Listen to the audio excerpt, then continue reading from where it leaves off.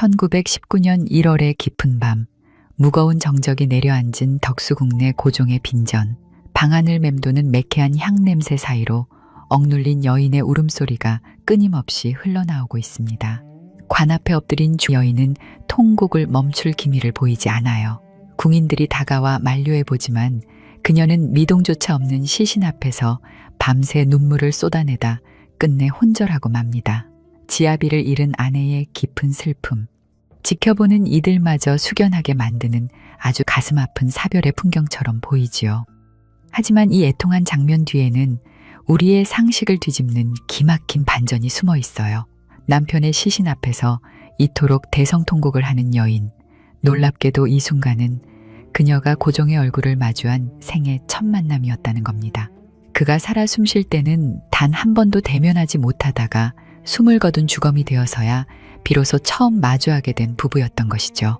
더욱 놀라운 사실은 그녀가 24년 전 조선의 새로운 왕비로 선택되었던 인물이라는 점입니다.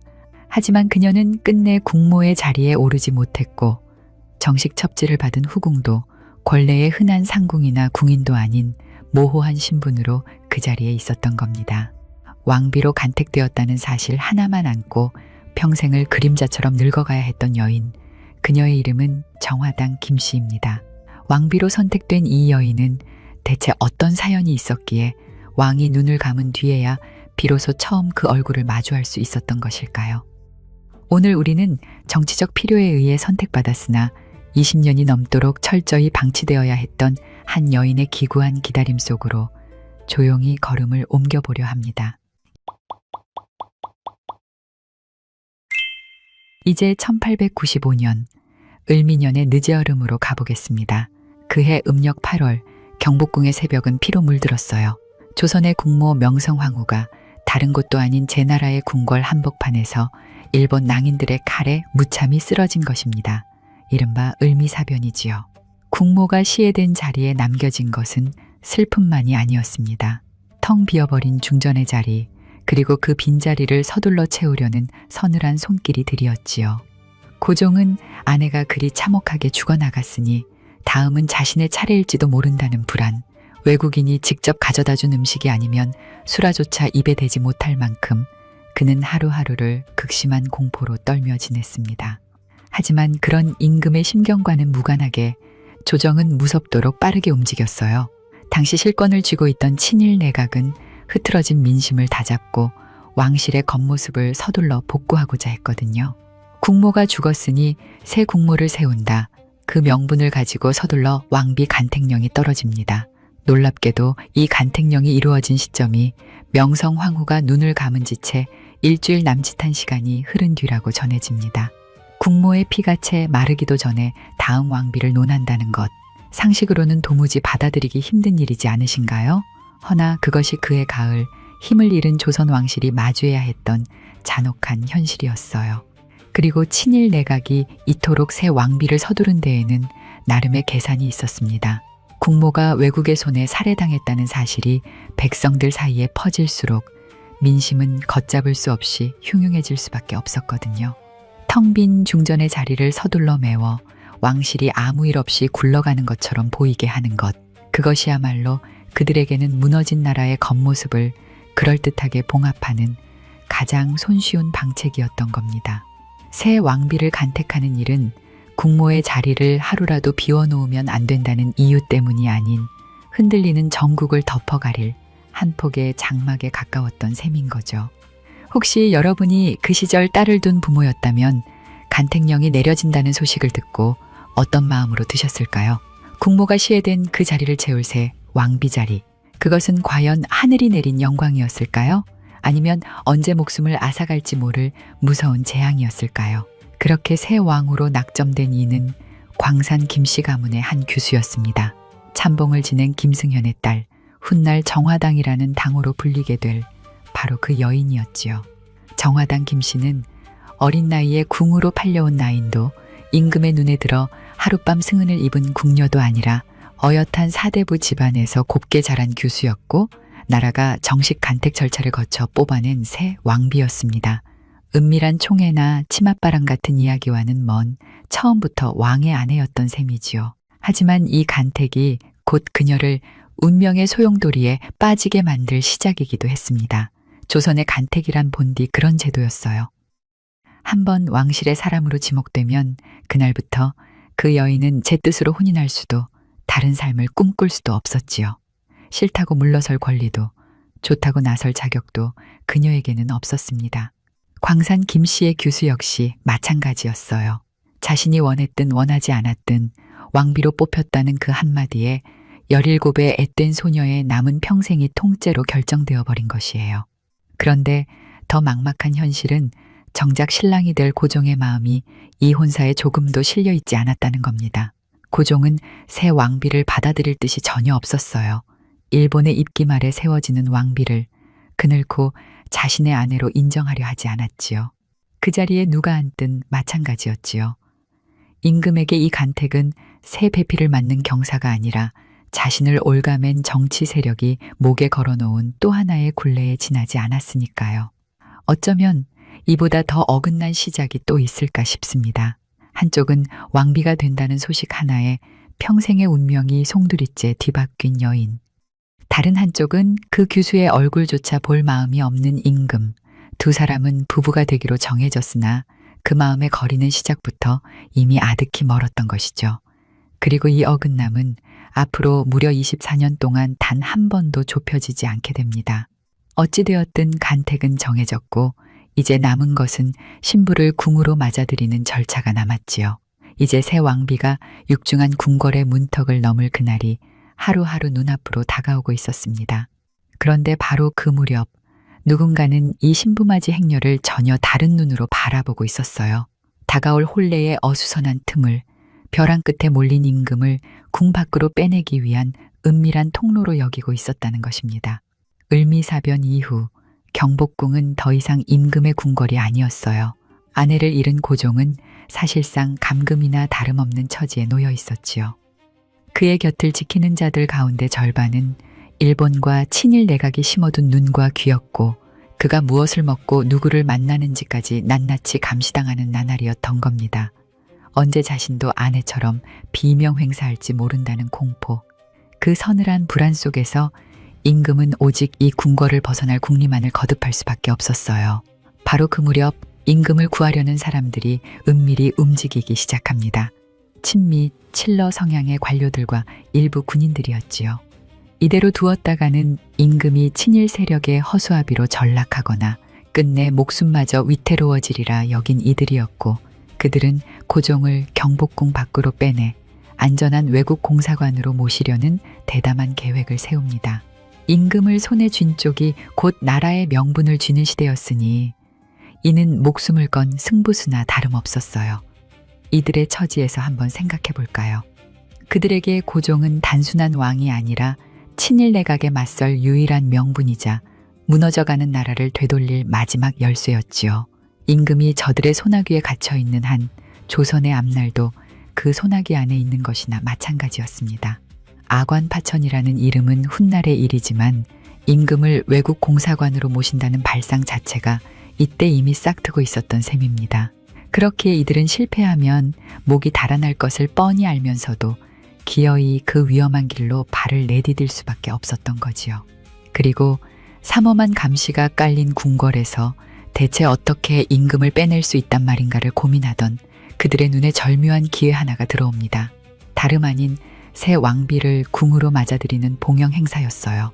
새 국모를 맞는 행사라면 수많은 인파와 가마 행렬, 오가는 사람들로 궁궐 안팎이 어수선해질 것이 뻔히 눈에 보였고 감시의 눈이 잠시 흐트러지는 그 혼잡한 그 틈을 노려 임금을 빼돌리자는 것이 그들의 구상이었지요.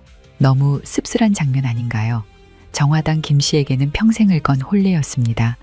더더군다나 왕비의 자리에 오르는 생애 단 한 번의 경사였지요. 그런데 누군가에게 그 혼례는 임금을 탈출시키기 위한 연막이자 위장막에 불과했던 것입니다. 신부는 제 인생에 가장 빛나야 할 순간을 정작 신랑이 되는 왕의 탈출 작전의 배경으로 소리 없이 쓰고 있었던 셈이에요.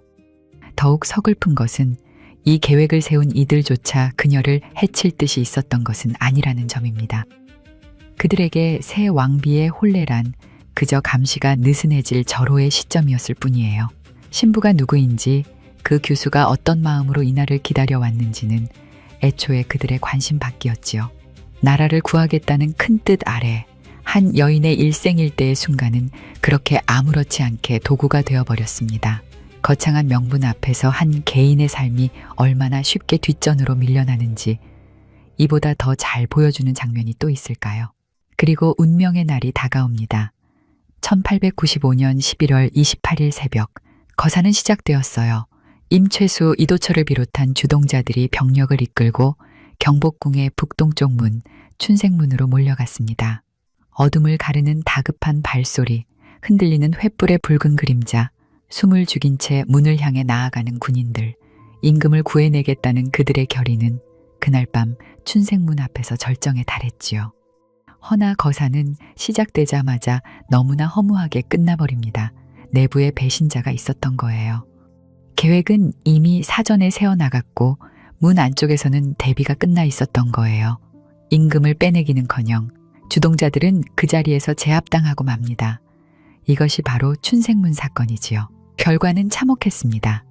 거사를 이끈 임최수와 이도철은 붙잡혀 끝내 사형에 처해지고 가담한 이들 역시 유배와 처벌을 피하지 못했죠. 임금을 구하려던 충정은 배신 하나에 그렇게 핏빛으로 무너져버리고 맙니다. 그리고 이 사건은 정화당 김씨의 입궁마저 함께 무너뜨리고 맙니다. 그런데 그녀의 입궁이 취소되는 그 과정을 들여다보면 조금 더 씁쓸한 사정이 숨어 있어요. 춘색문 사건의 거사 세력은 명성황후를 따르던 친민 칠러파였습니다. 그러니까 새 왕비의 봉영 행사를 이용하려 했던 이들 자체가 친일 내각과 대립하던 반대편 사람들이었던 것이지요. 거사가 실패하자 이 사건과 조금이라도 엮인 것들은 모조리 위험한 것으로 낙인 찍히고 맙니다. 그리고 하필 그 위험한 사건의 무대가 되었던 것이 바로 정화당 김씨의 혼례였어요. 친일 내각의 입장에서 보면 새 왕비를 궁으로 들이는 그 행사가 곧 영모의 빌미가 된 셈이었습니다. 그러니 이제와 그 혼례를 예정대로 진행할 수는 없는 노릇이었지요. 자칫 또 다른 소요의 명분이 될지도 모르는 일이었으니까요. 게다가 임금인 고종 본인부터가 애초에 이 왕비를 원하지 않았습니다. 새 왕비를 세워 왕실을 안정시키려던 명분마저 사건으로 빛이 바래자 굳이 무리해서 그녀를 들일 이유가 어느 쪽에도 남지 않게 된 것이에요. 결국 그녀의 입궁은 누구 하나 나서서 지켜주는 사람 없이 조용히 없던 일이 되어버립니다. 사건에 가담했다는 뚜렷한 증거가 있어서가 아니었어요. 그저 하필 그 위험한 거사의 배경에 자신의 혼례가 놓여 있었다는 이유 하나만으로 그녀는 부정한 기운이 묻은 사람처럼 취급받은 것이지요. 그토록 기다려온 새 왕비 책봉의 절차마저 이 일을 계기로 흔적도 없이 사라져버립니다. 얼굴 한번 본 적 없는 신랑, 그리고 자신은 알지도 못했던 정치적 거사, 그 두 가지가 얽혀 한 교수의 인생을 송두리째 벼랑으로 밀어버린 셈이지요. 한 가지 눈여겨볼 대목은 훗날 고종의 태도입니다. 임금은 자신을 구하려다 목숨을 잃은 임최수와 이도철을 결코 잊지 않았어요. 사건이 벌어진 이듬해 아관파천으로 마침내 궁을 벗어난 뒤 고종은 이 두 사람의 관직과 명예를 되살려 주었지요. 실패한 거사였으나 그 충신만은 임금의 가슴에 또렷이 새겨져 있었던 겁니다. 하지만 참으로 얄궂게도 임금은 그 충신들은 기억하면서도 정작 그 사건 때문에 인생이 무너져버린 새 왕비가 되기로 했던 여인은 끝내 한 번도 돌아보지 않아요. 자신이 세우지도 알지도 못한 계획, 그 실패의 무게를 그녀는 앞으로 남은 평생토록 홀로 짊어지고 걸어가야 했습니다. 궁으로 가지도 못하고 그렇다고 다른 삶을 시작할 수도 없는 기묘한 처지. 그 길고 긴 기다림이 바로 이 춘색문의 밤으로부터 시작되고 있었지요. 춘색문의 밤이 지나고 정화당 김씨에게 남은 것은 참으로 기묘한 처지였습니다. 그녀는 궁으로 들어가지 못했어요. 그렇다고 예전의 평범한 규수로 돌아갈 수도 없었습니다. 왜냐하면 그녀는 이미 왕비로 간택된 몸이었으니까요. 조선의 법도는 냉정했습니다. 한번 왕실의 사람으로 지목된 여인은 두 번 다시 다른 혼처를 구할 수 없었어요. 임금의 배필로 정해졌던 여인이 다른 사내에게 시집을 간다는 것은 감히 상상조차 할 수 없는 일이었지요. 그러니 그녀는 궁에 들어갈 수도 다른 남자와 새 삶을 꾸릴 수도 없는 세상 어디에도 자리가 없는 사람이 되어버린 것입니다. 그렇게 그녀는 한양 제동의 사가로 돌아갑니다. 그리고 그곳에서 아무도 예상하지 못한 긴 세월이 시작되지요. 하루가 이틀이 되고 한 달이 1년이 되고 그 1년이 다시 10년으로 쌓여가는 기다림. 무려 20해가 넘는 세월을 그녀는 그 사가에서 홀로 보내게 됩니다. 봄이 오면 제동 담장 아래로 꽃이 피었다가 여름이면 무성해지고 가을이면 잎이 지고 겨울이면 텅 비었어요. 그렇게 20번이 넘는 봄과 겨울이 오갔습니다. 매일 아침 마주하는 거울 속 곱던 얼굴에는 옅은 그늘이 지고 주름이 내려앉기 시작합니다.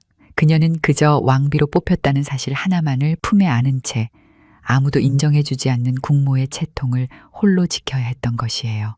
생각해보면 그 사가의 하루하루가 얼마나 적막했을지 짐작조차 어렵습니다. 또래의 교수들은 진작에 시집을 가 아이를 낳고 한 집안의 안주인이 되어 있었을 테지요. 담장 너머로 들려오는 이웃집 혼례의 풍악소리, 아이들의 웃음소리, 그 평범한 소리들이 그녀에게는 오히려 가장 사무치는 아픔이었을 겁니다. 나는 어째서 이 자리에 이렇게 홀로 남겨졌는가? 왕비로 뽑혔다는 그 한마디가 대체 내게 무엇을 가져다 주었는가? 대답 없는 물음만이 제동의 밤을 채웠을 거예요. 세상은 원래대로 그렇게 시간이 흘러가고 있는데 오로지 그녀의 시간만 춘생문의 그 밤에 멈춰 서 있었던 셈입니다. 그런데 이 여인이 사가에 갇혀 세월을 흘려보내는 동안 담장 밖에선 실로 엄청난 일들이 숨가쁘게 벌어지고 있었습니다. 춘생문 사건 이듬해인 1896년 고종은 마침내 궁을 벗어납니다. 그토록 원하던 탈출을 이번에는 러시아 공사관으로 몸을 옮기는 방식으로 이뤄낸 것이지요. 이른바 아관파천이었어요. 정화당 김씨의 혼례를 이용하려다 실패했던 그 계획이 해를 넘겨 다른 방식으로 성공한 셈이었습니다. 하지만 그 역사적인 순간에도 정작 그의 새 왕비로 뽑혔던 여인의 이름은 어디에도 불리지 않았지요. 아이러니하게도 이 시점에 우리가 떠올려 보아야 할 다른 여인이 한 명 있거든요. 아관파천을 성공으로 이끌고 이후 고종의 곁을 가장 가까이에서 지킨 이는 따로 있었습니다. 궁녀 출신으로 임금의 승은을 입은 엄상궁, 훗날의 순헌왕깁이었어요. 정화당 김씨가 사가에서 오지 않을 부름을 기다리는 그 오랜 세월 동안 실제로 임금의 곁을 채운 것은 이 엄상궁이었지요. 한쪽은 나라가 골라 왕비로 세운 규수였으나 얼굴 한번 비치지 못했고 다른 한쪽은 궁녀의 신분이었으나 황제의 총애를 한 몸에 받으며 아들까지 낳았던 겁니다. 정식으로 간택된 여인은 담장 밖에서 잊혀져 가고 궁녀였을 뿐인데 승은을 입었다는 이유로 궁궐의 안주인 노릇을 하는 이 뒤바뀐 풍경. 정화당 김씨가 그 소식을 들었을 때 얼마나 가슴이 무너져 내렸을까요? 1년이 지난 1897년 고종은 러시아 공사관에서 나와 경운궁으로 환궁한 뒤 스스로 황제의 자리에 오릅니다. 나라의 이름을 대한제국이라 고치고 조선의 왕에서 제국의 황제로 격을 높이죠. 그리고 이제 조선에는 왕비가 아니라 황후가 필요한 시대가 열립니다. 자, 여기서 임금이 황제가 되었다면 그를 위해 당연히 새 황후 또한 세워져야 마땅한 일이죠. 하지만 그런 일은 벌어지지 않아요. 이미 왕비로 간택되어 있는 정화당 김심씨가 있음에도 불구하고 고종은 도대체 왜 이 결정적인 순간에조차 그녀를 궁으로 부르지 않은 것일까요? 답은 처음과 조금도 다르지 않습니다. 고종에게 그녀는 여전히 일본의 입김 아래 세워진 왕비였던 거예요. 나라가 대한제국으로 바뀌고 자신이 황제의 관을 썼어도 그 마음은 조금도 변하지 않았던 것이지요. 결국 시간은 그렇게 무심히 흘러갑니다. 그리고 1907년 고종은 헤이그에 밀사를 보낸 일을 빌미로 일본에 의해 황제의 자리에서 강제로 끌려내려게 되죠. 이후 3년 뒤인 1910년 대한제국은 끝내 일본에 병합되어 지도에서 사라지고 말아요. 황실은 이왕가로 격하되고 제국이라는 이름은 역사의 뒤안길로 넘어가 버립니다. 가만히 보면 이보다 더 잔인한 일이 또 있을까요? 그녀는 왕비의 자리에 한번 앉아보지 못한 채 홀로 왕비의 마음가짐으로 그 세월을 기다렸을 것입니다. 그런데 그녀가 궁 안으로 한 발짝 발을 넣어보기도 전에 나라가 사라져버린 거예요. 나라의 격이 바뀔 때마다 여인들의 호칭도 함께 달라집니다. 조선의 왕비는 대한제국의 황후가 되고 세자비는 황태자비가 되었지요. 명성황후 역시 살아서는 왕비였지만 죽은 뒤 황후로 추존되었습니다. 그러나 그 화려한 격상의 물결 속에서도 정화당 김씨의 이름 앞에는 단 한 글자도 붙지 않아요. 왕비도 황후도 되지 못한 채 그저 제동의 규수로 남아 있었을 뿐이었지요. 그런데 그토록 잊혀졌던 그녀의 이름이 뜻밖의 순간에 다시 세상 밖으로 불려나오게 됩니다. 하지만 안타깝게도 그건 그녀의 빛나는 미래를 위한 것이 아니었어요. 1917년 제동의 사가에 갇혀있던 정화당 김씨에게 마침내 국문이 열립니다. 춘생문의 밤으로부터 무려 22년, 강산이 2번 넘게 바뀔 세월이 흐른 뒤였지요. 앳된 교수였던 그녀는 어느덧 40대 중년 여인이 되어 있었습니다. 오지 않을 거라 여겼던 그 부름이 반평생을 다 흘려보낸 뒤에야 뒤늦게 당도한 것이에요. 그런데 이 뒤늦은 입궁은 결코 그녀를 위한 것이 아니었습니다. 당시 실권을 쥐고 있던 인물은 친일파 윤덕영이었어요. 순종의 황후 윤씨의 큰아버지였던 그는 일본에 대한 충성을 증명하기 위해 태왕으로 물러나 있던 고종에게 무리한 요구를 들이밀었습니다. 직접 일본으로 건너가 일왕을 배할하고 오라는 것이었어요. 고종은 그의 요구를 완강히 거부했고 그때 윤덕영이 꺼내든 압박 카드가 바로 잊혀있던 정화당 김씨였습니다. 간택해놓고 20년 넘게 노처녀로 늙게 만든 여인을 세상에 드러내 고종을 부덕한 임금으로 몰아세우겠다는 것. 야사에 따르면 윤덕영은 매일 오후부터 새벽까지 고종의 처소 앞에서 그녀의 입궁을 윤호하라며 물러서지 않았다고 합니다. 물론 이 이야기를 100% 진실이라 단정할 수는 없어요. 다만 그녀의 입궁이 순전히 정치적 흥정의 도구로 성사되었다는 사실만은 분명한 사실이지요. 22년의 세월을 사이에 두고 그녀는 2번이나 자신과는 아무 상관없는 정치 싸움의 한복판의 재물처럼 놓인 셈입니다. 그럼 그녀 자신이 원한 것은 무엇이었을까요? 아마도 그저 왕비로 간택되던 그날 약속된 마땅히 자신의 것이어야 했던 자리였을까요? 하지만 세상은 단 한 번도 그녀의 뜻을 물어봐 준 적이 없었어요. 처음 입궁의 길이 막혔을 때도 다시 그 문이 열릴 때도 그녀의 인생을 좌우한 것은 언제나 다른 이들의 정치적 계산이었지요. 여러분의 생각은 어떠신가요? 22년 만에 마침내 열린 그 궐문이 과연 그녀를 위해 열린 문으로 보실 수 있으신가요? 이제 그녀는 마침내 궁궐의 문지방을 넘습니다. 반평생을 기다려온 순간이었어요. 얼핏 보면 그것은 기나긴 서름의 끝, 오랜 기다림에 대한 보상처럼 보이기도 했을 테지요. 그러나 국문 안으로 들어선 그녀를 기다리고 있던 것은 왕비의 자리도 황후의 자리도 아니었습니다. 그녀에게는 왕비 책봉이 내려지지 않았어요. 그렇다고 정식 후궁의 첩지가 주어진 것도 아니었고요. 첩지를 받았는지조차 분명치 않을 만큼 그녀의 자리는 애매했습니다. 그녀에게 주어진 것은 정화당이라는 당호 하나뿐이었어요. 대체 이 당호라는 것은 무엇일까요? 겉으로 보면 임금이 내린 번듯한 첩지 같아 보이지만 그 속을 뜯어보면 이야기가 달라집니다. 정식 교지 없이 당호만 내린다는 것은 당시 관례로 보아 후궁으로도 온전히 인정하지 않겠다는 뜻에 가까웠어요. 왕비도 아니고 후궁도 아닌 그저 그녀의 이름 대신 붙여준 하나의 호칭에 지나지 않았던 셈이지요. 그녀에게 정각은 주어졌으나 후궁의 품계 하나 주어지지 않았던 것입니다. 만약 그녀가 진정 왕비로 인정받았다면 그날의 입궁은 온 나라가 지켜보는 성대한 책봉례로 치러졌어야 마땅했습니다. 예를 갖춘 의식이 열리고 정식 교지가 내려지고 그녀의 이름 앞에 왕비라는 위호가 또렷이 새겨졌어야 했지요. 허나 그 어느 것도 없었어요. 요란한 예식도 축하하는 신하들의 행렬도 그녀를 국모로 인정하는 절도 없었습니다. 나라가 이미 기울어 대한제국이라는 이름조차 사라진 마당에 이왕가로 격화된 황실에서 이제는 상왕이 된 고중의 아내를 위한 책봉례를 올릴 명분도 여력도 없었던 것이지요. 그녀는 그렇게 아무런 예우도 없이 조용히 궐의 한 귀퉁이로 스며들듯 들어왔습니다. 반평생을 바쳐 기다린 입궁치고는 너무나 초라한 걸음이었어요. 그래서일까요? 기록마다 그녀를 부르는 이름이 제각각입니다. 어떤 문서에는 특별 라인이라 적혀 있고 또 어떤 기록에는 그저 궁인이라 남아있으며 후궁의 반열에 넣어놓은 기록도 남아있지요. 그리고 왕비로 간택되었던 여인에 대한 이 뒤엉킨 호칭들이야말로 왕실조차 그녀를 어디에 두어야 할지 끝내 정하지 못했다는 증거라 생각되지는 않으신지. 입궐한 궁 안에서 그녀가 머문 곳은 경선당이라는 정각이었습니다. 중궁전이 아닌 궐의 한쪽 구석에 자리한 처소였지요. 출입마저 제한된 그곳에서 그녀의 궁중 생활은 화려함과는 거리가 멀었어요. 문제는 그녀가 자신을 대하는 마음가짐이었습니다. 정화당 김씨는 스스로를 어디까지나 왕비로 간택된 몸이라 여겼다고 전해지지요. 나라가 정식으로 뽑은 국모의 제목이거늘 어찌 승은이나 입은 여인들과 같은 반열에 설 수 있겠느냐는 것이었습니다.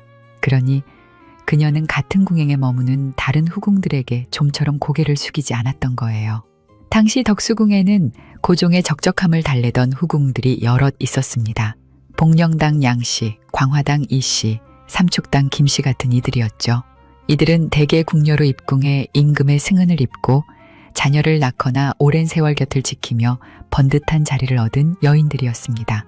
그런데 이제 막 들어온 정화당 김씨가 얼굴 한번 못 본 채 당호 하나만 받은 처지에 되레 왕비를 자처하며 뻣뻣하게 구니 궐 안 그녀를 바라보는 시선이 고울리 없었던 겁니다. 전해지는 이야기로는 그녀가 마땅히 갖추어야 할 궁중의 예마저 왕비가 아니라는 이유로 마다했다고 합니다. 자기보다 먼저 자리 잡은 웃 어른 격의 후궁에게 인사를 올리는 것조차 나는 왕비인데 어찌 후궁에게 머리를 숙이겠냐며 거절했다는 것이지요. 명분은 있으나 실체가 없는 그 자존심이 궁 안에서는 그저 유별나고 불편한 고집으로만 비쳤을 테고 궁중 사람들의 눈에 비친 그녀는 왕비를 자처하면서도 정작 아무 품계도 없는 불편한 존재로 여겨집니다. 그렇게 편을 들어줄 리도 다독여줄 이 하나 없는 그녀는 스스로 세운 자존심 하나에 기대어 이렇게 궐 한구석에서 점점 고립되어 가게 되지요. 허나 그녀의 그 꺾이지 않는 자존심을 마냥 오만하다 탓할 수 있을까요? 어찌 보면 그것은 그녀가 붙들 수 있었던 마지막 한 조각의 존엄이었는지도 모릅니다. 왕비로 간택되었다는 사실 하나만이 잃어버린 22년을 견디게 해준 유일한 버팀목이었을 테니까요. 그 자존심마저 내려놓는다면 그녀에게 남는 것은 정말 아무것도 없었을 겁니다. 그러니 다른 후궁들에게 고개를 숙이지 않았던 그 완강함은 어쩌면 세상을 향한 그녀의 마지막 항변이었을 수도 있습니다. 나는 승은을 입어 이 자리에 온 것이 아니라 나라가 정식으로 뽑은 왕비였노라고 아무도 인정해주지 않는 그 사실을 그녀만은 끝끝내 놓지 않으려 했던 것입니다. 그리고 이쯤에서 한 가지 의문을 품게 되지 않나요? 어찌되었든 같은 궁궐 안에 함께 살게 되었으니 이제는 고종의 얼굴을 볼 수 있지 않았을까 하고 말이지요. 허나 궁궐이라는 곳은 그리 만만한 곳이 아니었습니다. 임금과 후궁의 거처는 엄격히 나뉘어 있었고 여인이 임금을 뵈려면 공식적인 부름과 절차를 거쳐야만 했어요. 왕의 부름이 없는데도 제 발로 찾아간다는 것은 궁중의 법도에서 허락되지 않는 일이었습니다. 하물며 고종은 끝내 그녀를 부르지 않았지요. 같은 담장 안에 살면서도 임금이 부르지 않는 한 그녀는 그 얼굴조차 마주할 수 없었던 것이에요. 경선당의 정화당 김씨와 함령전의 고종, 두 사람 사이의 거리는 담장 몇 개에 지나지 않았습니다. 그러나 그 몇 걸음 안 되는 거리는 22년의 기다림으로도 끝내 좁혀지지 않았죠. 그녀는 궁에 들어왔으나 여전히 남편을 만나지 못하는 아내였고 야속하게도 이런 시간마저도 얼마 남지 않은 상황이었어요. 1919년 1월 겨울의 한복판이었습니다. 덕수궁 함령전에서 고종이 갑작스레 숨을 거둡니다. 전날까지도 별다른 기색이 없던 태왕의 죽음이었기에 그 소식은 온 나라를 충격에 빠뜨렸지요. 독살당한 것이라는 소문이 삽시간에 퍼지고 그 흉흉한 소문은 훗날 3.1운동의 불씨가 되기도 합니다. 하지만 진상이 무엇이었든 분명한 사실은 정화당 김씨가 그토록 오래 기다려온 남편이 끝내 세상을 떠나버렸다는 거예요. 그리고 바로 이 순간 우리가 처음에 보았던 그 장면이 펼쳐집니다. 정화당 김씨는 고종의 시신이 안치된 빈전 안, 관 속에 누운 남편의 얼굴 앞으로 다가갑니다. 충격적인 건 이 만남이 그녀가 왕비의 간택을 받은 뒤 남편인 고종의 얼굴을 처음으로 보게 된 자리라는 거죠. 부부라는 이름을 얻은 지 24년, 같은 담장 안에 산 지도 2년이 다 되어 가는데 그녀가 남편을 온전히 마주한 첫 순간이 하필 그 주검 앞이었던 것입니다. 결국 그녀는 무너져 버립니다. 밤새 통곡하고 끝내 혼절할 때까지 울음을 그치지 못했다고 전해지지요. 일제가 고종의 죽음을 쉬쉬하며 궁인들의 곡소리마저 단속하던 때였음에도 그녀는 아랑곳하지 않았습니다. 날이 밝을 때까지 울다 실신해 결국 궁녀의 등에 엎혀나갔다고 하지요. 어둑한 빈전, 자욱한 향 연기, 그리고 소리 죽인 곡소리들 사이에서 유독 그칠 줄 모르던 한 여인의 통곡. 그 모습을 지켜본 이들은 무슨 생각을 했을까요? 대부분은 의아했을 겁니다. 임금이 생전에 얼굴 한번 내주지 않았던 여인이 어찌 저리도 서럽게 우는가 하고 말이에요. 하지만 남들이 이해하기 힘들었을 그녀의 눈물 속에는 너무나 많은 의미가 담겨 있지 않았을까요? 그것이 부부의 정에서 나온 눈물이었다고 단정하기는 어렵죠. 얼굴 한번 본 적 없는 사람을 향한 애정이라니 그것부터가 성립하기 힘든 이야기니까요. 아마도 그 눈물 속에는 훨씬 더 많은 것이 뒤엉켜 있었을 겁니다. 왕비가 되지 못한 채 흘려보낸 24년의 세월, 제동의 사가에서 처녀로 늙어간 세월의 적막, 그리고 궁에 들어와서조차 남편의 얼굴을 볼 수 없었던 고립된 시간까지, 그 모든 서름이 남편의 죽음을 계기로 한꺼번에 터져나온 것인지도 모르지요. 어쩌면 그녀가 진정으로 통곡한 이유는 고종을 잃었기 때문만이 아니라 이제는 그 누구에게도 자신의 자리를 확인받을 길이 영영 사라져버렸기 때문이지 않았을까요? 살아있을 때조차 고종에게 왕비로 인정받지 못했던 그녀인데 그런 그가 세상을 떠났으니 이제 자신이 왕비였음을 증언해줄 마지막 사람마저 남아있지 않은 거예요. 그녀의 자리는 남편의 죽음과 함께 완전히 미완으로 굳어져 버린 것입니다. 통곡이 지나간 뒤 이번에는 냉정한 현실이 그녀를 기다리고 있었습니다. 바로 고종의 국장이었지요. 그녀는 후궁의 자격으로 국장에 참여합니다. 여기서 우리는 그녀의 진짜 위치가 얼마나 애매했는지를 다시 확인하게 되지요. 국장을 기록한 의궤에는 고종을 모셨던 후궁들의 서열이 차례로 적혀 있습니다. 그 서열 속에서 정화당 김씨의 자리는 영보당 귀인 이씨와 복령당 귀인 양씨, 광화당 귀인 이완덕, 보현당 귀인 정순기보다 아래였어요. 그녀보다 뒤에 놓인 이는 삼축당 김씨 정도뿐이었지요. 그녀는 나라에서 왕비로 간택한 여인이었습니다. 정상적이었던 상황이라면 마땅히 국모의 자리에 올랐어야 할 사람이었고요. 그런데 그 여인이 왕의 국상에서 맨 끝자락의 자리에 놓여 있었던 것입니다. 그녀보다 앞에 위치한 후궁들은 하나같이 고종의 승은을 입고 자녀를 낳거나 오랜 세월 임금을 곁에서 모신 이들이었어요. 귀인이라는 번듯한 품계를 지닌 여인들이었지요. 반면 정화당 김씨는 승은을 입은 적도 자녀를 둔 적도 없었습니다. 걸레에서 그녀를 보자면 임금과 실질적인 부부의 연을 맺은 흔적이 전혀 없는 여인이었던 것이지요. 왕비로 뽑혔다는 명분은 있었으나 그 명분을 뒷받침할 어떤 실체도 남아있지 않았던 셈입니다. 더 서글픈 것은 그 다음입니다. 왕실의 계보를 정리한 족보, 선원계의 보기략을 아무리 뒤져보아도 그녀는 고종의 여인으로 이름이 남아있지 않아요. 왕비로 간택되었으나 책봉되지 못했고 후궁으로 인정받지도 못했으니 공식 기록 어디에도 그녀의 자리는 마련되지 않았던 것입니다. 살아서도 죽은 뒤에도 그녀의 존재는 인정받지 못했던 거예요. 너무 가혹하지 않은가요? 조선의 왕실에서 족보에 오른다는 것은 곧 그 사람의 존재를 나라가 공식적으로 기억하겠다는 약속이나 다름없었습니다. 훗날 제사를 받고 후대에 그 이름이 전해지는 것 역시 모두 그 기록에서 비롯되는 것이지요. 그런데 그녀에 대한 이야기는 왕비로 간택되던 그날의 영광도 홀로 지켜낸 20여 년의 절개도 뒤늦은 입궁의 서러움까지 그 어느 것 하나 남겨지지 않았던 거예요. 마치 처음부터 없었던 사람처럼. 정화당 김씨, 그녀는 왕비였을까요? 후궁이었을까요? 아니면 궁인이었을까요? 고종의 국장이 모두 끝난 뒤 덕수궁의 한 구석 경선당에는 지독한 정막만이 내려앉았습니다. 남편의 주검 앞에서야 비로소 첫 대면의 통곡을 쏟아내야 했던 여인. 그러나 지아비의 죽음조차 그녀를 올가맨 기묘한 운명의 매듭을 풀어주지는 못했습니다. 살아생전 그녀를 향해 정식 왕비라 칭해주는 이도 번듯한 첩지를 내려 후궁으로 예우해주는 이도 없었듯 상복을 입고 홀로 남겨진 그녀의 지위는 고종사후에도 끝내 허공을 떠돌았지요. 황실의 대를 이을 피부치 하나 없는 처지, 치맛자락을 붙잡고 어리광을 부릴 어린 생명조차 품어보지 못한 그녀의 말년은 어떠했을까요? 망국의 그림자가 길게 드리워진 이왕가의 궁궐 안에서 누구도 온전히 속하지 못한 이 늙은 여인의 안부를 진심으로 묻는 이는 없었습니다.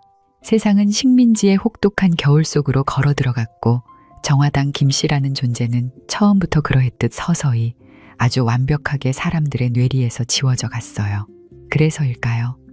이 기구한 여인이 언제 어떻게 생의 마지막 거두었는지조차 제대로 기록이 남아있지 않습니다. 그저 1941년 어느 날 이후 모진 세월의 풍파 속에서 홀로 쓸쓸히 눈을 감았으리라 짐작할 뿐이에요. 한때 나라의 국모로 간택되었던 여인의 마지막 치고는 너무도 더덥고 허망한 퇴장, 남편의 관 앞에서 토해내던 그날의 처절한 곡소리마저 멎은 지 오래 그녀는 그렇게 소리 없이 역사의 뒤안길로 스며들 듯 사라졌습니다. 이제 시공간을 훌쩍 건너뛰어 우리의 시선을 현재 경기도 고양시에 자리한 서삼릉으로 돌려봅니다. 빽빽한 소나무 숲길을 지나 구불구불한 흙길을 조용히 걷다 보면 조선 왕실의 후궁들이 잠들어 있는 고요한 묘역에 다다르게 되면 바람에 날리는 들풀들 사이로 둥글고 나지막한 무덤 하나가 웅크리듯 자리하고 있어요. 무덤 앞 세월의 때를 입어 이끼가 낀 자그마한 표석 위로 다가가 봅니다. 거친 돌의 표면을 따라 시선을 내리면 흐릿해진 한자 몇 글자가 눈에 들어옵니다. 정화당 광, 산, 김씨 지묘. 그것이 전부입니다. 한 나라의 지존을 지아비로 맞이하기 위해 간택되었던 여인의 묘비 어디에도 왕비나 황후라는 위험 있는 두 글자는 보이지 않아요. 그렇다고 평생을 기다린 끝에 궁에 들어간 그녀에게 빈이나 귀인 같은 흔한 후궁의 품계조차 허락되지 않았습니다. 오로지 궐 한 구석에서 숨죽여 지낼 때 이름 대신 불리던 정화당이라는 당호와 그녀가 태어난 가문의 이름만이 차가운 돌덩이 위에 외롭게 새겨져 있을 뿐이죠. 우리가 이야기 시작에 만났던 그 기막힌 질문. 어찌하여 그녀는 남편이 살아 숨쉴 적엔 얼굴 한번 보지 못하다가 숨을 거둔 주검이 되어서야 비로소 마주해야만 했을까요? 그 대답은 결국 무너져 내리던 나라의 비극과 같이 하고 있습니다. 국모가 일본의 칼날에 시해된 참극 속에서 서둘러 떠밀려온 간택. 임금을 구출하려던 춘생문 사건에 틈바구니에서 무산되어 버린 입궁. 그리고 힘을 잃어가는 왕조의 쇠락과 함께 철저히 방치된 20여 년의 세월. 정화당 김씨는 단순히 운이 기구했던 한 개인이 아니라 외세의 압박과 내부의 암투에 갈갈이 찢겨나가던 조선 왕조의 마지막 비극 그 자체를 온몸으로 받아내야 했던 역사의 희생양이었던 거예요. 망국의 벼랑 끝에서 이리저리 휩쓸리다 끝내 제자리를 찾지 못한 텅 빈 제국의 그림자였던 셈이죠. 저문은 붉은 해가 서삼릉의 고요한 묘역을 길게 비춥니다. 화려한 병풍석이나 높다란 비석 하나 두르지 못한 초라한 봉분 위로 오늘따라 쓸쓸한 바람이 그녀의 묘를 스치고 지나가는 듯하지요. 살아서도 죽어서도 끝내 자신의 자리를 가지지도 찾을 수도 없었던 여인. 왕비로 뽑혔으나 왕비가 되지 못했고 후궁 묘역에 잠들었으나 후궁의 품계조차 얻지 못했던 한 여인의 일생이 저 낡고 외로운 돌덩이 위 정화당 세 글자에 갇힌 채 영원이란 시간 속에 잠들어 있는 듯합니다. 그런데 묘비의 품계 한 줄 남지 않은 이 여인을 우리는 과연 무엇이라 불러야 할까요? 여러분은 정화당 김씨를 왕비로 기억하고 싶으신가요? 아니면 후궁으로 보아야 한다고 생각하시나요? 지금까지 호기심 사록이었습니다. 끝까지 함께 해주셔서 감사합니다.